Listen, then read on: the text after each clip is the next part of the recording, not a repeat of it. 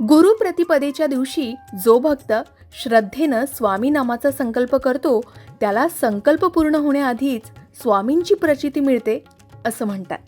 आज गुरु प्रतिपदेच्या शुभमुहूर्तावर स्वामी समर्थ सेवेचा संकल्प कसा करायचा हेच आपण या व्हिडिओमध्ये जाणून घेणार आहोत.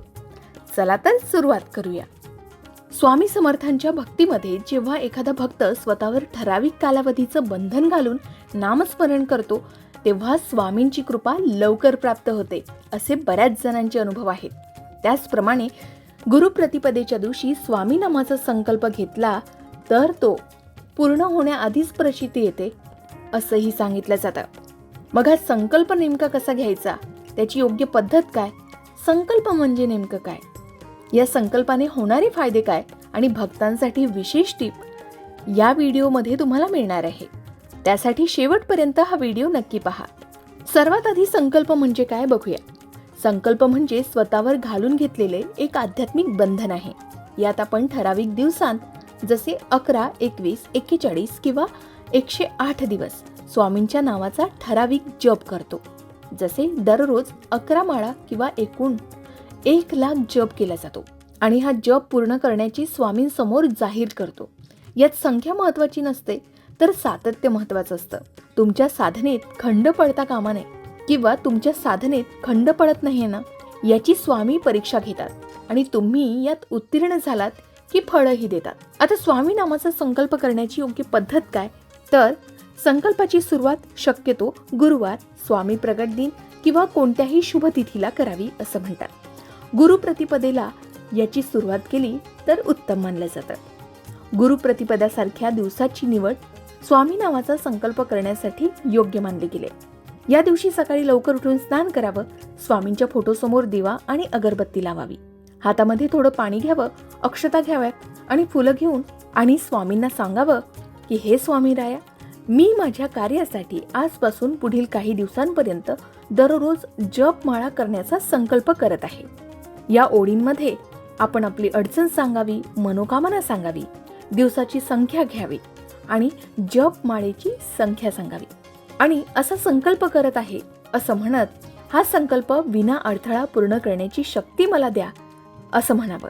त्यानंतर ते पाणी स्वामींच्या चरणापाशी सोडावं किंवा तामनात सोडावं. ठरवलेला जप रोज त्याच वेळी आणि त्याच ठिकाणी बसून केल्यास त्याचं फळ अधिक मिळतं असं म्हणतात. जपासाठी तुळशीची किंवा चंदनाची माळ वापरावी आणि सातत्य ठेवावं.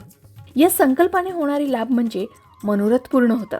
भक्तांचे असे अनुभव आहेत की जर संकल्प शुद्ध भावनेनं केला तर तो पूर्ण होण्यापूर्वीच स्वामी आपल्या अडचणी दूर करतात आणि मार्गही दाखवतात. ठराविक कालावधीचं बंधन स्वतःवर घेतल्यामुळे शिस्त लागते आणि इच्छाशक्तीही वाढते.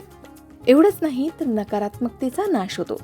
घरामध्ये सातत्याने स्वामी नामाचा जप झाल्यामुळे घरातील नकारात्मक ऊर्जा नष्ट होऊन सुखशांती नांदते. तर अशक्य गोष्टीही शक्य होतात. भिवू नकोस, मी तुझ्या पाठीशी आहे या उक्तीप्रमाणे संकटाच्या वेळी स्वामी स्वतः आपल्या पाठीशी उभे राहतात. संकल्प करताना मात्र मनात शंका न ठेवता पूर्ण शरणागतीने स्वामींना आळवावं. स्वामींना संख्या नको तर भाव हवा असतो. अनायसेनं मरण असो वा संकटातून सुटका, स्वामी भक्तांची हाक कधीच रिकामी जाऊ देत नाहीत. तर तुम्ही हा संकल्प गुरु प्रतिपदेच्या दिवशी घेऊ शकता.